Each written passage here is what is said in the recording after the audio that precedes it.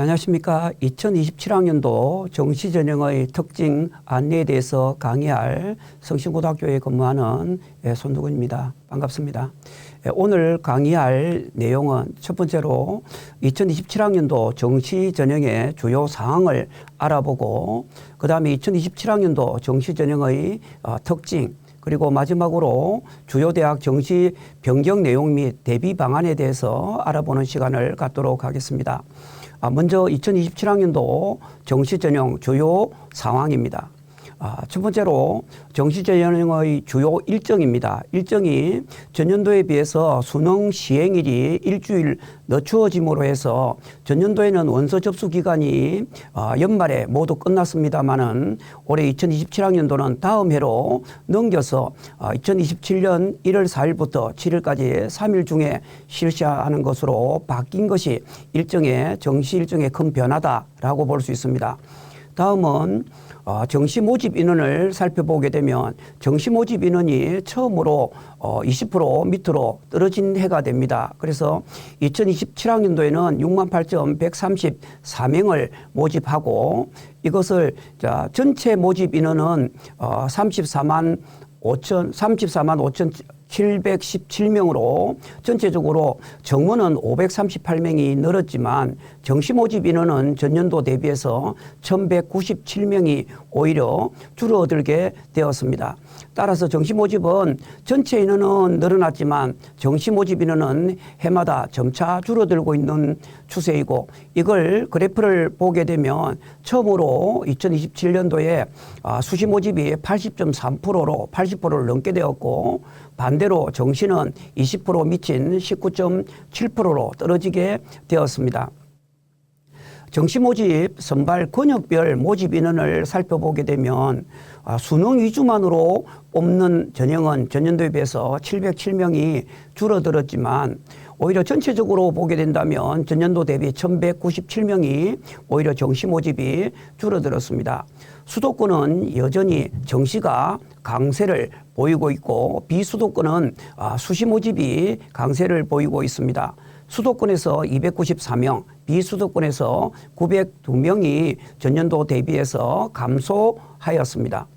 정시 모집을 보게 되면 대부분이 수능 100%나 수능에서 교과 정성평가로 보는 인원이 63,195명으로 큰 비중을 차지하고, 그 외에 학생부 종합전형이라든가 교과전형, 실기 실적 위주로서 전체 대비해서 전년도에 비해 1,197명이 줄어들었습니다. 전형 모집 인원이 큰 폭이 변화가 있는 대학은 다음과 같습니다. 대부분의 대학이 감소를 하고 있는 반면 정시 모집이 오히려 증가한 대학도 있습니다. 가장 크게 감소한 대학이 서울교대 같은 경우에서는 52명, 세종대가 132명인데 가장 큰 감소를 보이고 있는 대학이 국민대학이 200명이 전년도 대비해서 줄어들었기 때문에 국민대를 정시 지원을 하는 학생들 같은 경우에는 학과별 모집 인원을 꼭 확인하고 지원할 필요가 있습니다.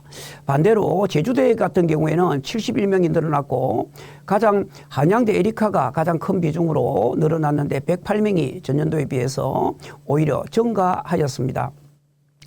좀 주요 대학을 구체적으로 살펴보게 되면 한양대 에리카가 전년도에 비해서 108명, 인하대학이 77명, 건국대, 서울대, 경희대, 이화여대 등에서 전년도 대비해서 정시 모집 인원이 증가하였지만, 반대로 한국외대라든가 국민대의 경우에서는 인원이 국민대는 200명 정도가 전년도 대비해서 감소했게 했습니다. 영남권 대학의 모집 인원을 보게 되면 경북대와 금호공대는 한 50명 이상이 증가했지만 반대로 국립부경대와 부산대의 경우에서는 많은 인원이, 특히 국립부경대의 경우에는 한 180명 정도가 전년도에 비해서 오히려 감소했기 때문에 부경대를 지원하는 학생들의 경우에도 학과별로 모집 인원을 꼭 확인하고 지원할 필요가 있습니다. 대학에 따라서 수학에 미적분이나 기하중 택 1이거나 과탐을 지정하는 대학이 있는데, 이런 대학은 전년도는 27개에서 올해 25개로 2개 대학이 감소했지만 이 대학들은 대부분이 지정된 대학은 어치 약한 수어에 지원하는 대학의 경우에는 대부분 수학에 과학에 필수 지정 과목을 정해두었기 때문에 자신이 지원하고자 하는 의대나 약대의 수의학과라 등에 꼭 필수 이수 과목이 지정된 과목이 무엇인지 확인하고 지원할 필요가 있습니다. 반대로 수학의 확률과 통계를 지정한 대학들도 있습니다. 대부분이 한의학과를 인문계, 자연계 구분해서 선발하는 대학에서 인문계열만으로 선발하는 대학의 경우에는 동의대와 대구 한의대 같은 경우에는 확률과 통계를 반드시 필수 시험을 봐야만이 지원을 할 수 있도록 되어 있습니다. 정시 모집의 활용 지표를 활용하는 거에는 표준 점수 100분위, 그다음에 표준 점수의 변환 표준 점수, 그리고 등급 다양하게 되어 있지만 우리 울산 지역 아이들이 많이 지원을 하는 건국대라든가 경북대, 부산대, 경희대, 고려대 등에서는 표준 점수의 변환 표준 점수를 반영하는 대학이 대부분입니다. 그리고 서울대의 경우에는 표준 점수를 보게 되고 영어의 경우에는 대부분이 등급별 점수를 반영하는 경향을 가지고 있습니다. 따라서 활용 지표가 매우 중요하기 때문에 환산점으로 계산해서 자신에게 유불리한 대학을 확인하고 자신에게 더 유리한 전형으로 지원하는 전략이 필요합니다. 수학에 가산점을 부여하는 대학들도 있습니다. 대부분 정시 모집에서 자연계열이라든가 의학학 계열의 미적분이나 기하 둘 중에 한 개를 선택하는 경우에 표준 점수에서 3%에서 많게는 12%까지 이렇게 또 제주대 같은 경우는 15%까지 주는 대학들도 있기 때문에 자신이 지원하고자 하는 대학의 미적분과 기하의 가산점 여부를 꼭 확인하고 지원할 필요가 있습니다. 과탄 능력에 가산점을 주는 대학들도 있습니다. 대부분 덕성여대의 경우 약학과의 경우에는 가탐 두 과목을 선택했을 경우에 환산 점수의 20% 높은 비율을 적용하고 있기 때문에 덕성여대 약대를 지원하는 경우에는 이 점을 꼭 유의해서 지원을 하기 바랍니다. 다음으로는 과탐 영역에 가중치를 주는 대학을 또 계속 알아보면 우리가 울산 지역 아이들이 많이 지원을 하는 부산대의 경우에도 각 과목별로 가탐을 2개 응시자에 의해서 각각 변환 표준 점수의 5%의 가산점을 주기 때문에 실제로 가산점을 부여했을 때 가산점을 받지 않은 학생에 비해서는 월등하게 합격하기가 확률이 높아지기 때문에 자신이 과탐을 보는 것이 유리한지 사탐을 보는 것을 유리하는 건지를 잘 따져보고 자신이 선택 과목을 정하도록 하는 것이 필요합니다. 다음으로 과탐에만 가산점을 주는 대학도 있지만 반대로 사탐 영역에도 가산점을 부여하는 대학이 있습니다. 특히 강원대 같은 경우에는 인문계열을 지원할 경우 사탐 영역에 10%의 가산점을 주기 때문에 강원대를 지원할 학생들은 꼭 유념해야 되고 특히 자연계 학생이 인문계로 교차 지원을 하기가 매우 어려운 점도 유의해서 확인하기 바랍니다. 다음으로는 정시 영어 영역 반영 방법입니다. 영어 영역 반영 방법은 대부분이 영역별 비율로 적용하는 대학들이 대부분입니다. 대부분이 10%에서 25%까지 많게는 30%까지 영어를 일정 비율을 적용하는 대학도 있지만 대학에 따라서는 서강대나 중앙대, 전북대의 경우에는 총점에 가산점을 부여하거나 아니면 경희대와 고려대, 서울대의 경우에는 총점에 전체 환산 총점에서 감점을 하는 대학들도 있기 때문에 오히려 감점이나 가산점을 주는 대학은 영향력이 적다고 하지만 일정 비율을 적용하는 대학의 경우에는 상당히 영어 영역의 비율이 크기 때문에 영어에 대해서 많은 신경을 써야 할 것으로 보이고 특히 영어 영역의 경우에는 수시 지원을 하는 경우에 대부분이 최저 충족 조건에 영어를 포함하는 경우가 많기 때문에 영어 공부를 게을리하지 않는 것이 중요합니다. 한국사 반영을 하는 대학들도 있습니다. 큰 영향을 주는 것은 아니지만 3.6대라든가 일부 대학에서는 탐구 영역 한 과목으로서 한 과목을 한국사 영역으로 대체를 해주는 대학들도 있기 때문에 자기가 지원하는 대학에 한국사를 어떻게 반영하는지 꼭 확인하고 지원할 필요가 있습니다.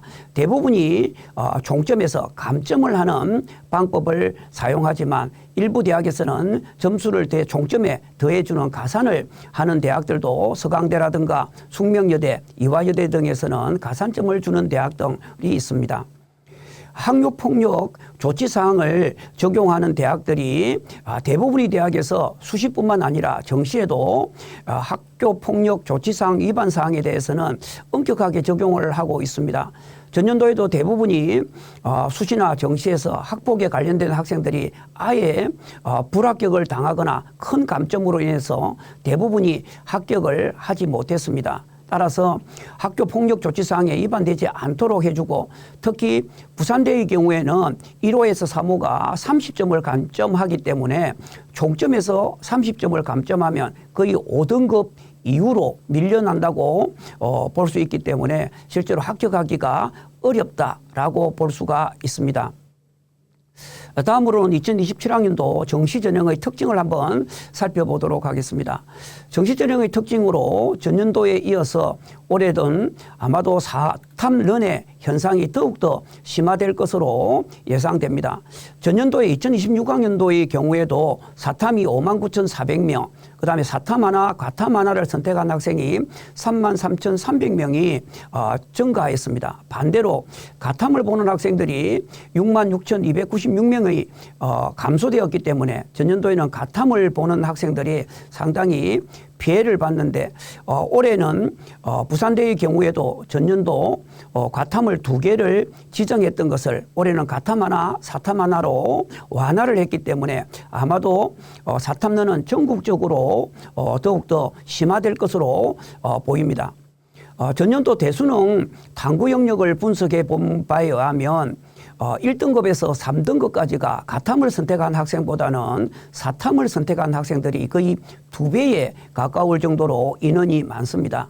아마도 사탐 인원이 많은 것은 의학학 계열을 지원할 학생들이 사탐, 과탐의 지정 과목이 해제됨에 따라서 사탐을 많이 본 것도 있지만 사탐 영역이 아무래도 과탐보다는 좀 쉽게 출제되고 공부하는 양이라든가 이런 것들이 좀 쉽기 때문이 아닌가 생각됩니다. 따라서 울산 지역 학생들의 경우에 수시에 최저를 충족하려고 하거나 아니면 과탐에 어려움을 겪는 학생들이라고 한다면 올해는 더욱더 사탐으로 응시를 하는 것이 적절하지 않을까라는 생각을 해보게 됩니다. 전년도 탐구 영역 3등급 이내의 인원을 확인해 봤더니 3등급 이내의 인원 중에서 가장 많은 인원이 늘어난 인원이 사회문화였습니다. 인문계에서는 사탐에서는 사회문화가 3등급 이내가 전년도에 비해서 한 2만 명 정도가 오히려 더 늘어났고 그 다음으로 생활윤리, 그 다음에 세계지리가 전년도에 비해서 전체적으로 전년도에 비해서 사탐 인원이 3등급 이내 인원이 증가했다라고 볼 수 있습니다. 과탐 인원을 보게 되면 가장 많은 인원이 줄어든 것은 아무래도 의대를 지원하는 학생들, 간호학과를 지원하는 학생들 때문에 영향인지는 모르겠지만 생명과학을 선택한 학생들이 전년도 대비 11,320명이 전년도보다 오히려 3등급 인원에서 이내의 인원이 줄어들었고 그 다음으로 화학, 그 다음으로 물리학이 과학을 선택한 학생들이 상당히 많은 피해를 봤다라고 볼 수 있겠습니다. 두 번째 특징으로는 확통론 현상이 심화될 것으로 예상이 됩니다. 전년도에 비해서 2026학년도가 2025학년도에 비해서 62,089명이 오히려 학통을 선택한 학생들이 늘어났습니다.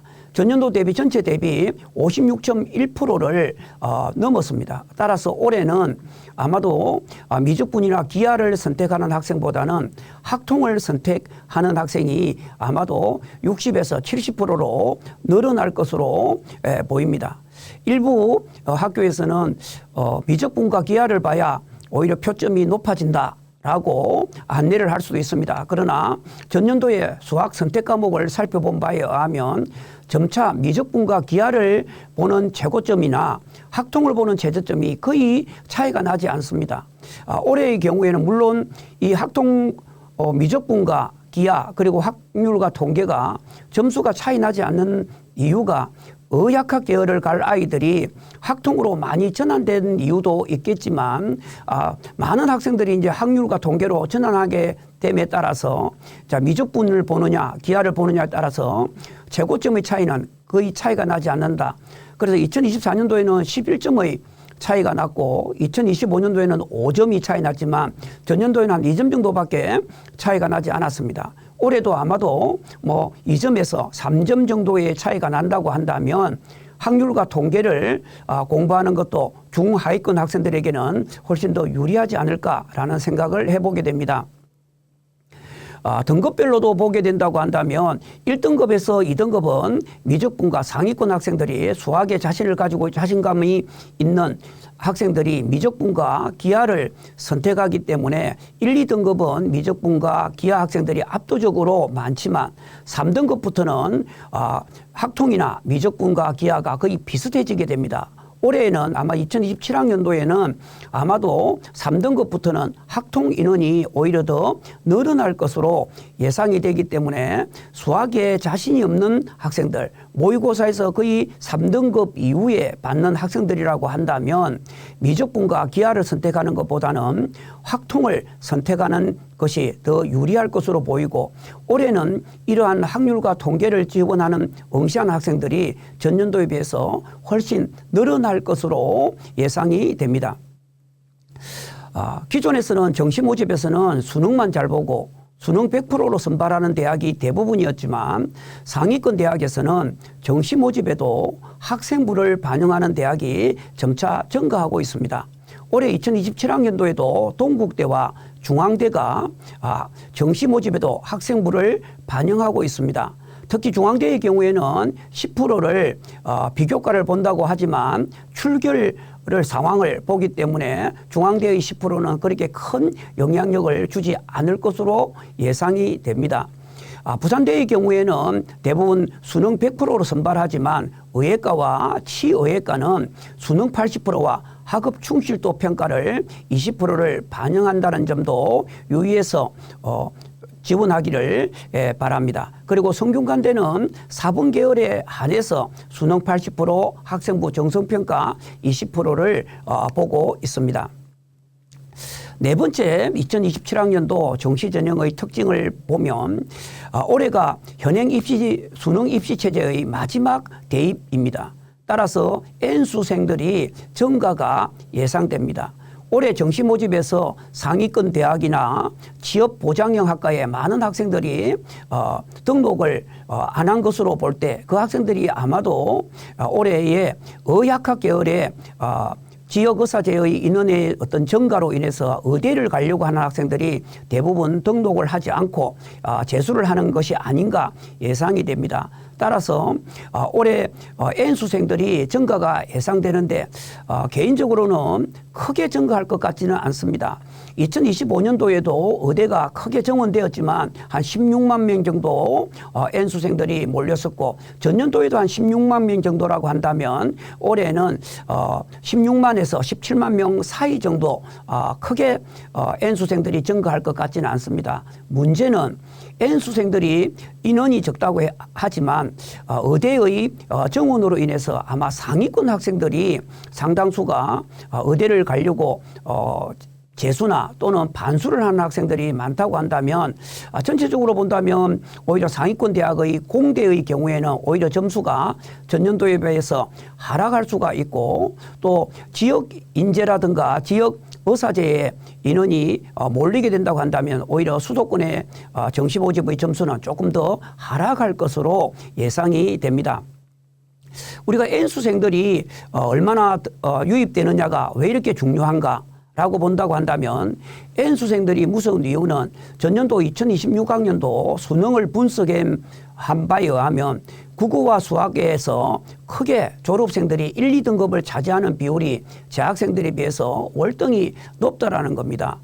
표준 점수뿐만이 아니라 1, 2등급에서 3등급 이후는 거의 재학생들이 비율이 높지만 1, 2등급에는 오히려 가반수 이상이 졸업생들이 차지하게 되고 특히 수학의 경우에는 1등급을 받은 학생들이 N수생들이 61.2%에 해당되기 때문에 결국은 의학학 계열을 갈 학생들이 거의 대부분이 N수생들이 많다라고 볼 수 있습니다. 따라서 모의고사를 준비하면서 자신이 수능이 잘 나오는지 나오지 않는지를 좀 잘 따져서 이렇게 수시를 지원할지 정시를 지원할지의 전략을 잘 수립해야 될 것으로 예상이 됩니다. 다음으로는 2027학년도 주요 대학 정시 전형이 상당수가 바뀐 대학들이 있습니다. 그런 대학들을 한번 살펴보고 대입 방안에 대해서 대비 방안에 대해서 살펴보도록 하겠습니다. 연세대의 경우에는 상경 계열에서 기존의 유형 1이 유형 3으로 유형명이 바뀌었고 영역별 점수 반영 비율이 달라졌다라는 겁니다. 그래서 전년도의 입시 결과 정시 입시 결과만으로서는 어렵기 때문에 반드시 자기의 총 한산 점수를 꼭 계산해보고 지원할 필요가 있습니다. 성균관대의 경우에는 사범대학이나 글로벌 경제나 사범대학이 나아군에서 다하군으로 이동을 했고 사범대의 경우에서는 수능 최저만 3합6을 체제를 적용했을 경우에는 학종 100%로 선발하는 전형으로 바뀌었습니다. 그리고 미적분에 가산점을 3% 주거나 수능 반영 비율이 전년도에 비해서 크게 변화되었기 때문에 성균관대를 지원할 때는 꼭 영역별 점수를 환산 점수를 계산해보고 지원할 필요가 있습니다. 중앙대의 경우에는 올해 처음으로 수능 90%에 출결 10%를 도입을 했습니다. 비교과를 10% 도입한 것이 가장 큰 특징이고 모집군이 가하군에서 나하군으로 나하군에서 가하군으로 바뀐 전형들이 있기 때문에 전형이 군이 바뀌게 되면 오히려 입결이 달라지는 경향을 가지고 있기 때문에 이런 점 유의해서 지원하도록 해야 되겠습니다. 경희대의 같은 경우에는 큰 변화는 없지만 인재상이 바뀌게 되었고 나하군에 있던 모집군이 가하군으로 국제학과가 바뀌었다는 게 큰 차이입니다. 한국외대의 경우에는 영어와 한국사 등급별 배점이 많이 달라졌습니다. 따라서 한국외대를 정시에 지원하는 학생도 전년도에 환산 점수하고는 많이 다를 수가 있기 때문에 영어와 한국사를 꼼꼼하게 따져볼 필요가 있습니다. 서울시립대 역시 다하군에 모집했던 정원을 폐지했습니다. 그래서 첨단융합학과가 전년에는 다하군을 모집했으나 올해는 가하군으로 융합응용학과가 첨단 인공지능학과가 다하군에서 나하군으로 이렇게 변경되었습니다. 그 이유는 대부분이 상위권 대학이 다하군에 많이 올해는 유입되면서 서울시립대학이 아마도 경쟁력이 좀 부족하다라는 생각을 해서 그런지 몰라도 오히려 다하군에서 가나로 이동한 것이 큰 특징이고 자연계열 경우에서 영역별 반영 비율이 달라졌습니다. 전년도의 경우에는 자연계 1, 자연계 2로 나누어서 이렇게 영역별 점수를 차등을 줬지만 올해는 이걸 통합해서 모두 자연계열은 똑같이 30, 40, 10, 20으로 통합했다는 게 큰 차이입니다. 건국대의 경우에는 다하군에 있는 모집 인원이 대거 확대되었습니다. 따라서 실질적으로 기존에서는 다하군에 인원이 많지 않았지만 올해는 특히 건국대를 비롯해서 많은 대학들이 다하군으로 이동을 했기 때문에 다하군에도 실질적으로 이제 점수가 전년도에 비해서 다소 떨어질 확률이 높습니다. 그래서 건국대가 모집군이 다하군으로 이동한 대학들이 많고 전년도에 가하군에 선발하던 대학들이 다 나하군과 다하군으로 이동을 했다는 게 큰 변화입니다. 동국대의 경우에도 올해 학생부 정시에 수능 100%로 선발하던 정시 전형을 수능 90%, 학생부 10%로 이렇게 평가하는 것이 바뀌게 되었고 모집군별 반영 비율이 모집군이 이렇게 나하군과 다하군에 변동된 대학들이 있습니다. 영어영문학과가 나하군에서 가하군으로 바뀌게 되었고 사범대학 6개 학과가 가하군에 모집하던 것을 다하군으로 이동을 했다는 게 큰 차이입니다. 가천대도 영역별 반영하는 비율이 달라졌다는 점이 큰 차이입니다. 당국대의 경우에도 영어와 탐구 영역에서 전년도에 비해서 반영 비율이 달라졌습니다. 명진에는 한국사 반영 비율이 달라졌습니다. 전년도의 경우에는 6등급까지가 3점으로 골고루 동일하게 부여를 했지만 올해는 차등을 해서 1등급과 2등급, 3등급에서 차등 점수를 차감하는 방식으로 바뀌었습니다. 그다음에 숭실대학 같은 경우에도 영역별 반영 비율이 영어와 한국사에 많이 달라졌고 인문 계열의 자연 계열의 경우에는 가탐에 가산점을 주는 비율이 전년도에는 5%였지만 올해 같은 경우는 가탐 각각 3%씩 총 6%의 가산점을 주는 것으로 변경되었습니다.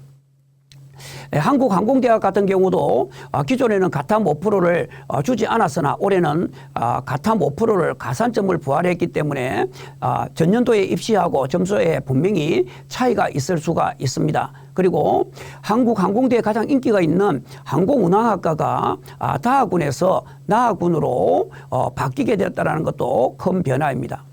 한양대 에리카가 인원의 정시 모집의 인원에도 큰 변화가 있지만 영역별 영어 영역별 배점에도 많은 차이가 있다라는 점 참고하시기 바랍니다. 경북대의 경우에는 전년도와 큰 차이가 없지만 영역별 반영 점수가 차이가 있습니다. 특히 국어가 250, 수학이 250으로 국어와 수학의 반영 비율이 증가했다라는 게 큰 차이입니다. 부산대의 경우에는 기존에서는 미적분과 기하를 지정하거나 과탐 두 과목을 지정하던 것을 올해는 완전히 폐지했습니다. 그래서 학통을 보는 학생들도 자연계열에 지원이 가능하고 과학탐구 가산점을 각각 변환 표준 점수를 과탐 1, 과탐 2에 각각 5%씩 가산점을 부여하고 있습니다. 이 언급한 대학 외에 나머지 대부분의 대학은 전년도와 큰 변동 사항이 없기 때문에 지금 언급한 변화 정시 전형에 크게 변동 사항이 있는 대학을 제외하고서는 전년도 입결 자료를 참고하셔도 큰 차이는 없을 것으로 예상이 됩니다. 다음으로 정시 대비를 위해서는 우리는 어떤 준비를 해야 할까라는 겁니다. 첫 번째로 자신이 본 모의고사 성적을 철저하게 분석할 필요가 있습니다. 그래서 모의고사 성적이 수시가 유리한지 채점만 겨우 채울 수 있는 충족할 수 있는 모의고사 성적인지 아니면 내신에 비해서 수능이 월등히 잘 노는 학생인지에 따라서 수시인지 정시인지를 유불리를 판단하도록 하고 그다음 영역별 환산 점수가 어느 대학이 자신에게 더 유리한 환산 점수를 영역별 환산 점수를 활용하는지에 대해서 면밀하게 분석할 필요가 있겠습니다. 대부분의 대학이 인문계열은 국어와 영어에 자연계열은 수학과 과학에 영역별로 큰 비중을 두고 있기 때문에 어떤 영역이 잘 나오는지를 꼼꼼하게 따져보는 게 필요합니다. 다음으로는 희망대학의 전형 분석이 필요합니다. 대부분 전형 분석을 할 때는 전년도하고의 모집 인원의 차이, 그 다음에 수시에서 이월된 인원의 변화, 그리고 영역별 환산 점수, 그리고 산출 방식의 변화, 그 다음에 가중치 부여, 이런 학과 모집군의 변동, 이런 것들을 꼼꼼하게 따져볼 필요가 있습니다. 그리고 전년도 입시 결과를 학교에서 홈페이지라든가 대교협 사이트만으로 확인할 것이 아니라 지역에 있는 입시 자료, 그다음에 해당 학교의 정시 입시 결과를 잘 살펴보고 담임선생님하고 끝없이 이제 상담을 하는 것이 중요합니다. 대부분의 학생들이 현실보다는 욕망이 강한 학생들이 정시를 지원하는 경향이 있고 내신이 안 좋은 아이들은 정시로 지원하면 무조건 좋은 대학을 간다라는 착각을 하기 쉽습니다. 따라서 모의고사 성적을 가지고 담임선생님이나 아니면 대학 어디 가라든가 대학 발표 자료 그리고 대교협 상담 프로그램을 통해서 끊임없는 상담을 통해서 자기가 수시가 유리한지 정시가 유리한지를 꼼꼼하게 따져보는 자세가 필요합니다. 다음으로는 정시 전형의 대비 방법을 할 때 점수 면에서는 자신이 표준 점수 100분위 등급 어떤 영역을 활용하는 전형이 자기한테 유리한지를 잘 따져봐야 하고 자신이 영어를 잘 받는지 국어를 잘 받는지 수학을 잘 받는지 따라서 어떤 대학에 어떤 영역별 반영 비율을 높게 보는지에 대해서도 꼼꼼하게 점검할 필요가 있고 가탐을 보는 학생이나 일부 사탐 가중치를 부여하는 대학에 자신이 가산점을 적용했을 때 유불리를 꼭 확인해야 합니다. 그리고 가탐의 경우에 대부분 상위권 대학에서는 변환 표준 점수를 부여하기 때문에 변환 표준 점수를 확인하도록 해야 됩니다. 인원적인 면에서는 최초 모집 인원과 수시의 2월 인원이 얼마나 되는지를 확인하고 전년도의 경쟁률을 전년도만 경쟁률을 볼 것이 아니라 3년간의 경쟁률을 점검해 볼 필요가 있습니다. 대부분의 경쟁률을 보게 되면 한 해는 높았다가 한 해는 낮았다가 하기 때문에 꼭 3년간의 경쟁률을 보는 것이 중요하고 충원율이 어느 정도 되는지를 꼭 확인하고 그 마지막으로 충원했던 점수대가 자신이 모의고사를 가장 잘 봤을 때 그 점수에 해당하는지도 꼼꼼하게 따져봐야 됩니다. 다음으로는 정시 대비 방안으로서 모집 군별 지원 전략이 필요합니다. 수능이 잘 본 학생도 있지만 수능은 잘 봤지만 학생부 성적이 좋지 않은 학생들도 있을 수 있습니다. 그래서 모집 군별 자신 지원 전략이 필요합니다. 따라서 대부분의 대학이 기존에는 간화군에 집중되어 있어서 정시 모집이 실질적으로 2회의 기회밖에 없었지만 올해의 경우에는 다하군에 많은 대학에서 선발을 하고 있기 때문에 실질적으로 상위권 학생들은 3회의 기회가 확보되었다고 볼 수 있습니다. 따라서 다하군의 커트라인이 기존의 점수에 비해서 하락할 가능성이 있습니다. 그리고 대학별로 군별 주력군이 서로 다르기 때문에 동일 대학 안에서도 학과별로 군이 다르기 때문에 군별 자신이 지원하고자 하는 대학이 어느 군에 있는지를 꼼꼼하게 따져보아야 합니다. 다음으로는 자신이 수도권을 지원할지 비수도권 지원에 따라서 전략을 달리해야 됩니다.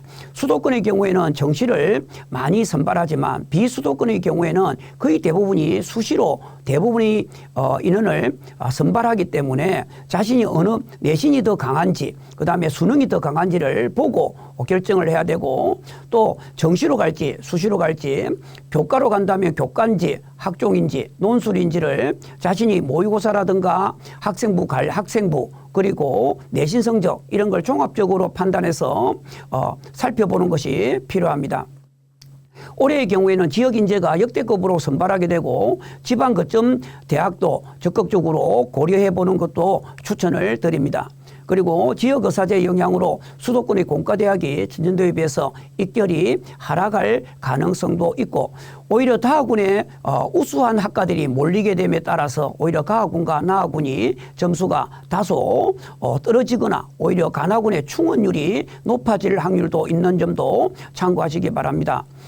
상위권 대학에서는 교과 정성평가 반영하기 때문에 단순하게 정시로 간다고 해서 수능만 공부를 할 것이 아니라 학생부를 위한 학생부 종합과 수능을 함께 준비하는 것이 가장 바람직할 것으로 보여집니다. 지금까지 2027학년도 정시 전형의 이해에 대해서 설명을 했습니다. 여러분들의 성공을 기원합니다. 감사합니다.